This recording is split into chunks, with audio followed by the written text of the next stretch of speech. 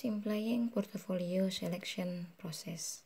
Jadi materi kita kali ini adalah berkaitan dengan Simplifying Portfolio Selection Process, di mana nanti ada beberapa metode yang bisa digunakan oleh seorang investor dalam memilih investasi yang bersifat efisien maupun optimal.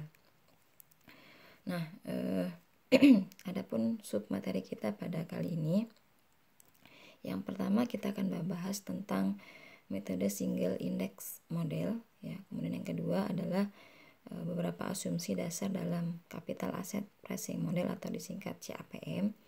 Kemudian ada namanya security market line, ya, berupa grafik, ya. Kemudian ada namanya lending dan borrowing. Berikutnya adalah aplikasi CAPM, dan yang terakhir adalah constant correlation model. Nah, kita masuk ke pengantar dulu.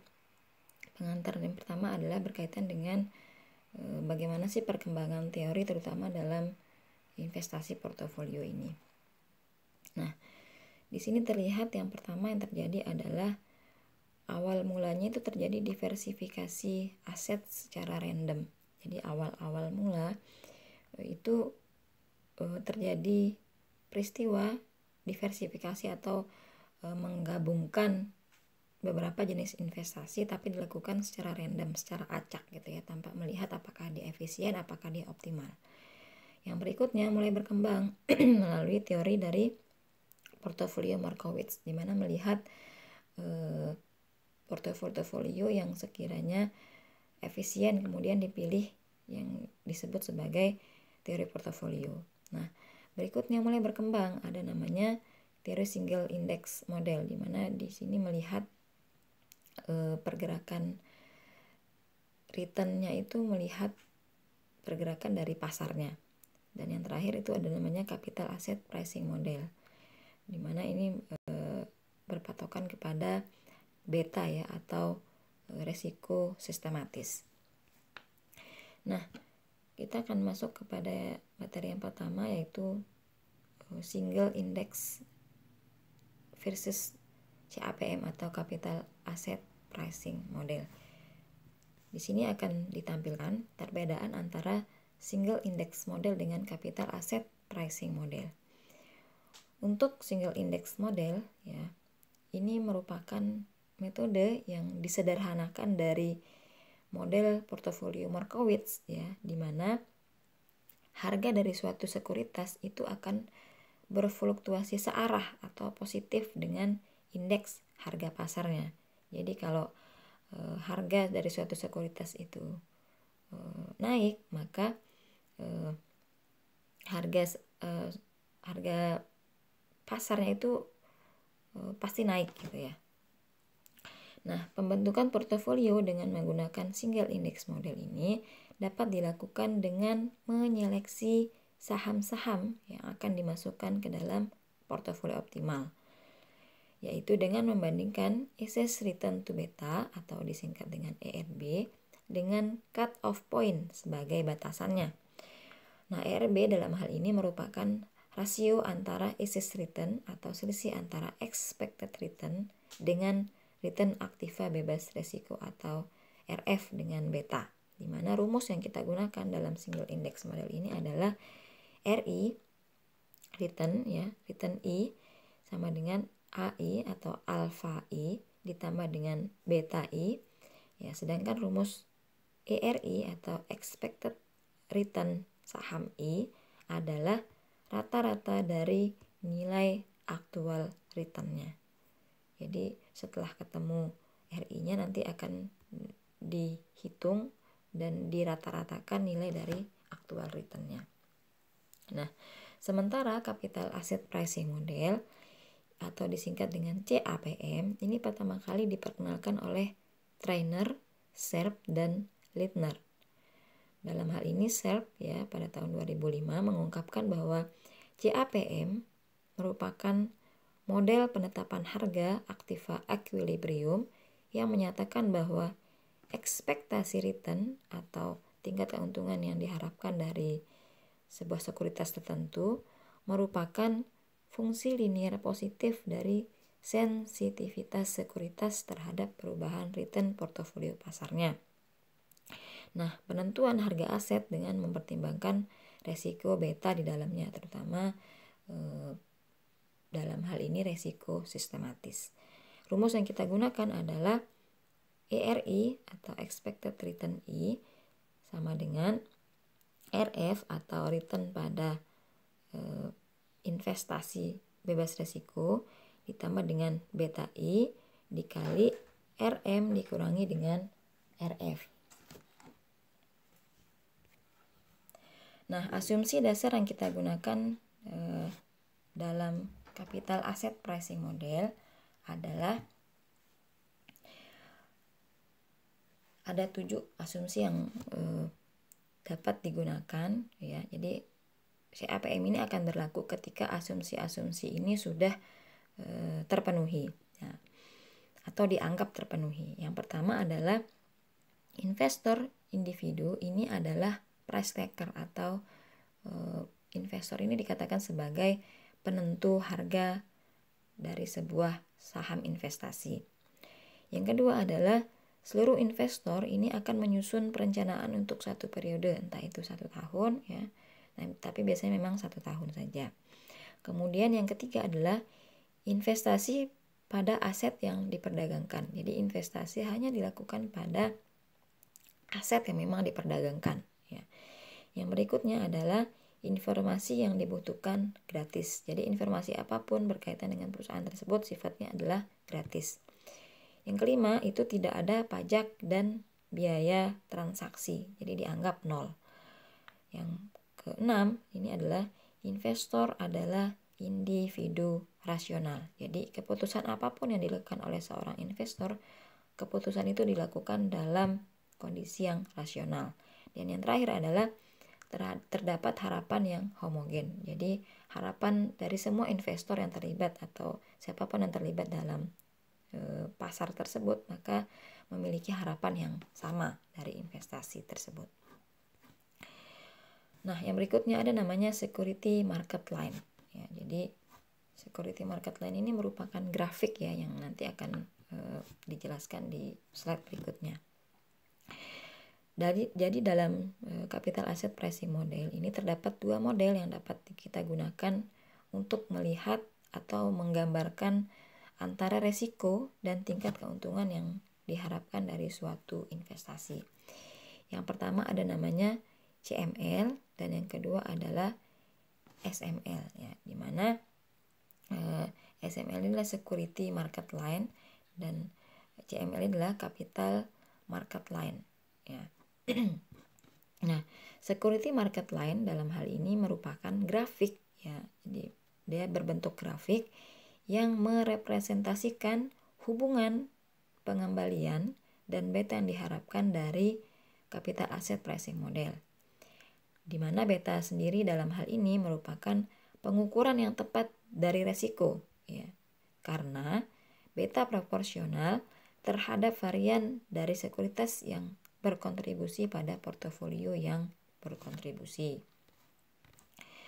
Nah, pada SML tadi ya, slope dari grafik ini merupakan risk premium ya. Jadi SML ini sangat berguna ketika kita akan membandingkan SML dan CML ya, atau capital market line, di mana CML ini menggambarkan risk premium dari portofolio efisien yang lengkap sebagai fungsi dari standar deviasi portofolio.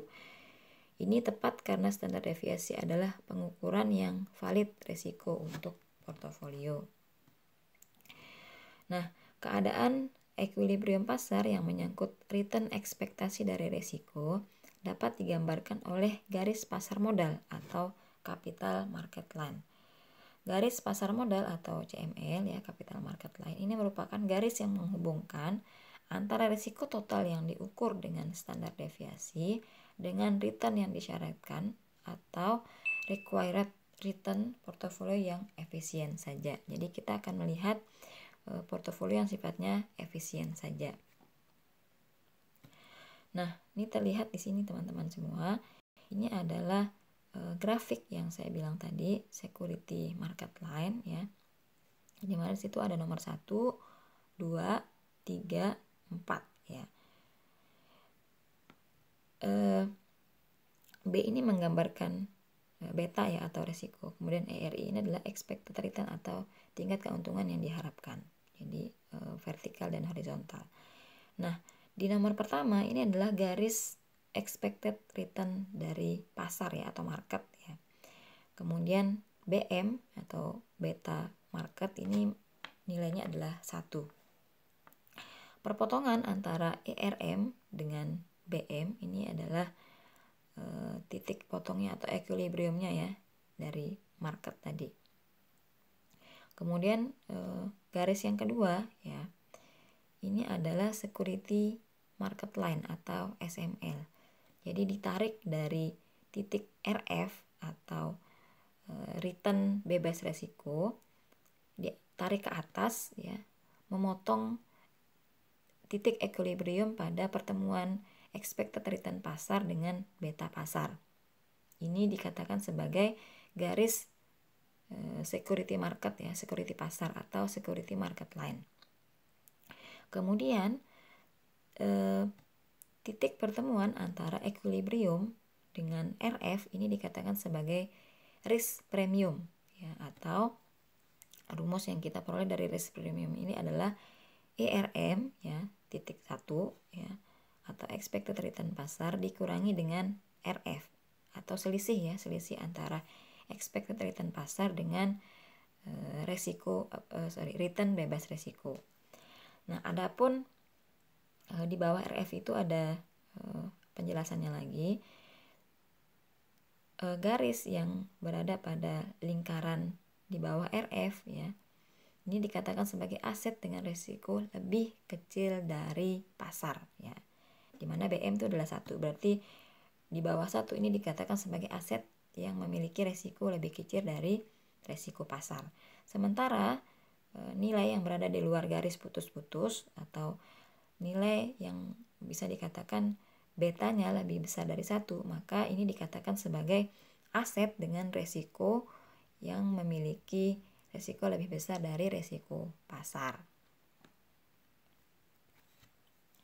Nah, di dalam CAPM ya, yang diperhitungkan sebagai tingkat risiko ini hanya risiko sistematis atau market risk atau risiko pasar ya. Maka hubungan expected return dan risiko ini dapat lihat pada grafik berikut yang tadi ya, yang bisa kita lihat tadi. Di mana pada titik M ini merupakan tingkat pengembalian yang diharapkan pada portofolio pasar sebesar ERM dengan resiko sebesar BM atau beta market ya, sama dengan 1. Ini penjelasan dari grafik yang tadi ya.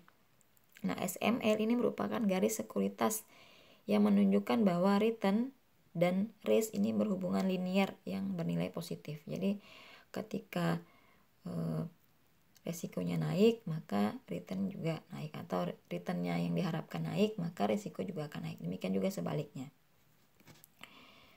Kemudian semakin kecil resiko sistematis atau B ya, atau beta ya, maka sekuritas atau expected return portofolio tersebut menjadi semakin kecil.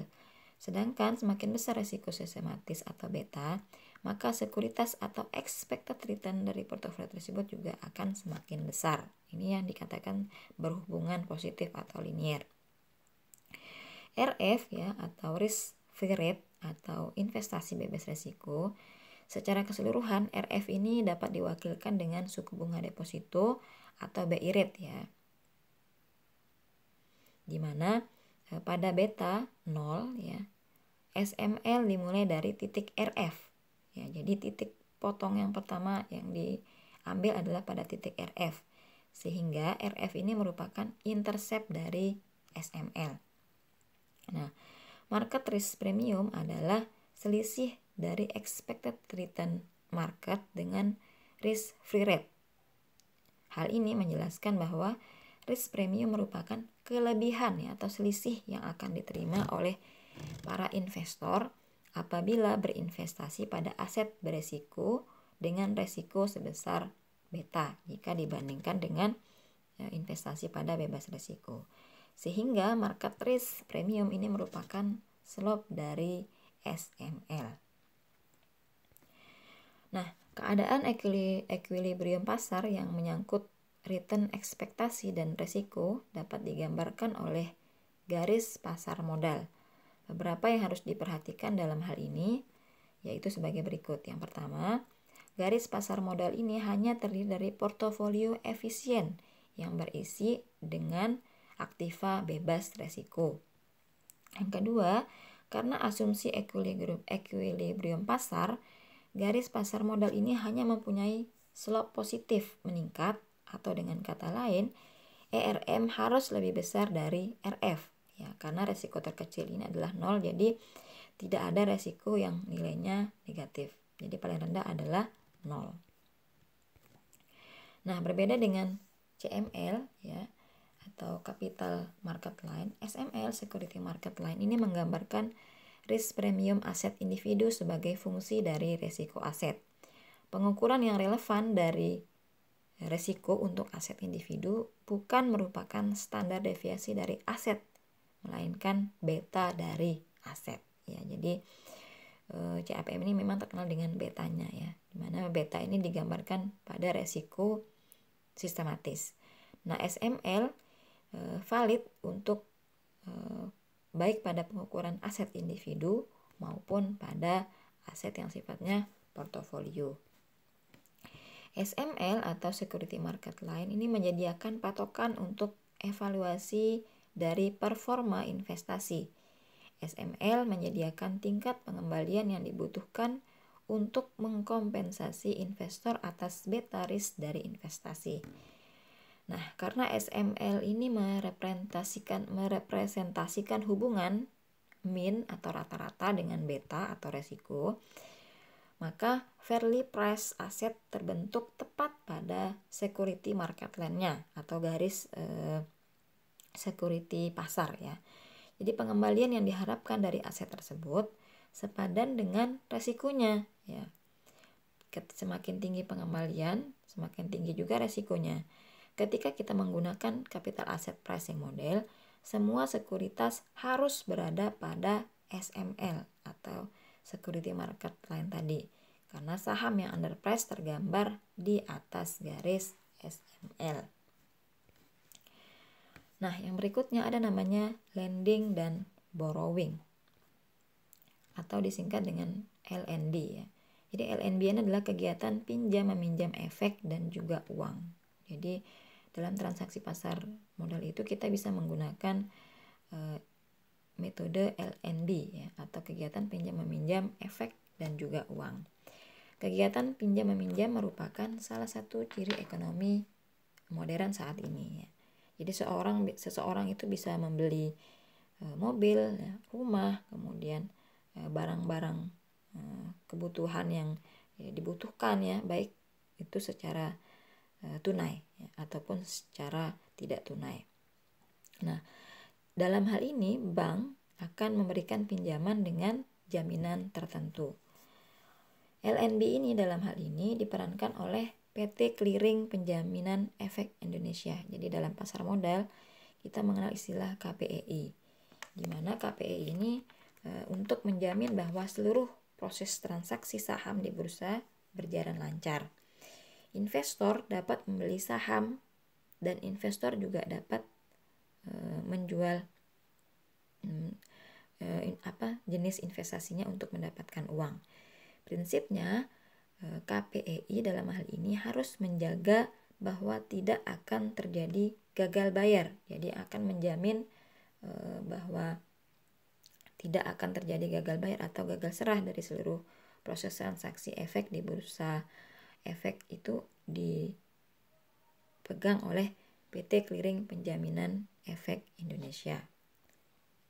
Nah, kembali ke pertanyaan di atas tadi ya, bahwa jika ada investor yang terlambat membayar atas efek yang dibelinya, maka KPEI akan memberikan dana talangan ya, di mana dana talangan ini dapat dilakukan dengan catatan transaksi efek yang dilakukan ini bersifat sah ya. Nah, selanjutnya KPI akan menagih melalui perusahaan broker dari investasi tersebut. Jadi ketika akan terjadi gagal bayar, belum terjadi ya, tapi akan terjadi, maka KPI nanti akan memberikan dana talangan di mana KPI ini nanti akan menagih tidak langsung melalui investornya, tetapi melalui brokernya ya, atau pihak ketiga yang menghubungkan antara investor dengan sekuritas. Di mana dalam hal ini investor ini harus membayar plus bunga ya apabila terjadi keterlambatan yang harus ditanggung. Nah, begitu pula jika ada investor yang kelebihan jual saham atau sengaja melakukan short selling ya, atau transaksi short selling ini menjual saham dengan harapan harga saham turun, kemudian dia akan membeli kembali dengan kondisi harga lebih rendah. Maka KPI dalam hari ini harus memberikan pinjaman efek untuk investor tersebut. Nah, dengan begitu investor tidak akan mengalami gagal serah ya, karena sudah ditanggung oleh KPI. Namun meski begitu, investor juga harus membayar dengan efek yang sama dalam kurun waktu yang ditentukan. Ya, untuk ini investor juga harus membayar bunga kepada KPI. Jadi pinjaman baik itu dalam bentuk dana talangan maupun dalam bentuk saham, maka ini harus ditanggung oleh investor plus bunga yang akibat keterlambatan tadi. Dan penagihan ini dilakukan tidak langsung melalui investornya, tapi melalui broker pada sekuritas tersebut. Nah, dalam kasus-kasus terjadinya pinjam-meminjam ini atau LNB ini, efek maupun uang untuk menghindari terjadinya gagal serah dan gagal bayar, ini biasanya investor akan berhadapan dengan perusahaan efek atau broker, dan selanjutnya perusahaan broker berhadapan dengan KPI seperti yang saya sampaikan tadi. Jadi KPI ini tidak akan langsung berhadapan dengan investor ya, tidak akan face to face. Nah, dengan adanya LNB ini, semua pihak akan diuntungkan, baik investor maupun perusahaan broker dan juga KPI, karena sudah ada pihak yang akan menjamin ketika akan terjadi gagal bayar maupun gagal serah. Yang berikutnya ada namanya aplikasi capital asset pricing model. Nah, model yang dikembangkan dari capital asset pricing model ini menjelaskan bahwa tingkat return yang diharapkan ini adalah penjumlahan dari return aset bebas risiko dan premium risiko. Premium risiko dihitung dari beta yang dikalikan dengan premium risiko pasar yang diharapkan. Premium risiko pasar ini sendiri dihitung dari tingkat return pasar yang diharapkan dikurangi dengan tingkat return aset bebas risiko. Ya, dimana kalau kita penjelasan tadi kita masukkan dalam bentuk matematikanya, maka rumusnya adalah RS ya, sama dengan RF atau return bebas risiko ditambah dengan beta sekuritas ya, beta sekuritas dikali dengan RM atau return pasar, return market dikurangi dengan RF atau return bebas risiko. Yang berikutnya ada namanya constant correlation model. Nah, constant correlation model atau CCM ini identik dengan model indeks tunggal yang di awal sudah saya jelaskan. Tetapi yang membedakan kedua metode ini adalah formulasi covariance-nya. Ya. Berdasarkan formulasi covariansi tersebut, pada model indeks tunggal itu terdapat korelasi ya, atau hubungan antara saham dengan indeks pasarnya. Tetapi pada constant correlation model atau CCM, ini hanya mengkorelasikan saham yang satu dengan saham lainnya tanpa melibatkan indeks pasar. Jadi tidak ada RM ya atau return marketnya. Sementara dalam single index model itu kita menggunakan patokannya adalah RM atau return market. Nah, dalam pembentukan portofolio optimal, CCM memfokuskan pada penggunaan Access Return to Standard Deviation. Akibatnya, Constant Correlation Model digunakan untuk memprediksi resiko portofolio berdasarkan koefisien korelasi antar saham tanpa melibatkan marketnya. Dimana rumusnya dalam hal ini ya, bisa teman-teman lihat di situ, ERP sama dengan RF ditambah jumlah dari WI dikali ERI dikurangi RF, dimana beta P ya, beta portofolio ini bisa dilihat di situ WI pangkat 2, kemudian standar deviasi pangkat 2 I ditambah dengan jumlah dari WI dikali dengan risiko ya.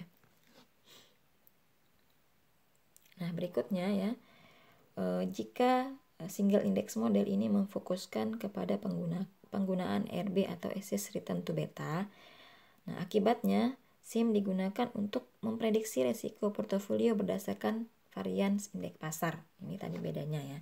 Sementara CCM ya, ini memfokuskan pada penggunaan ERS atau Access Return to Standard Deviation. Akibatnya CCM digunakan untuk memprediksi resiko portofolio berdasarkan koefisien korelasi antar pasar ya, dimana rumusnya di sini ERS ya, ERI dikurangi RF ya, dibagi dengan standar deviasi I, dimana I ini sama dengan 1 ya, atau N. Nah, CCM lebih tepat ini digunakan ketika investor memiliki dugaan bahwa terdapat hubungan antara saham yang satu dengan saham lainnya.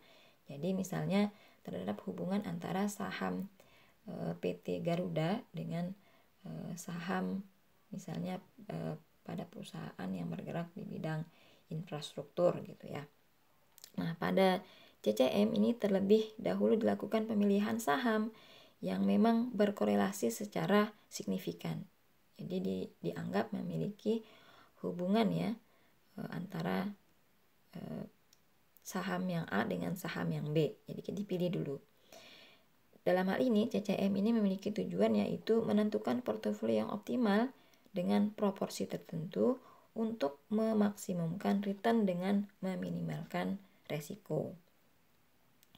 Asumsi yang digunakan dalam metode CCM ini yang pertama adalah koefisien korelasi antar aset ini dianggap konstan ya. Nilai konstan yang digunakan adalah nilai rata-rata dari koefisien korelasi antar aset.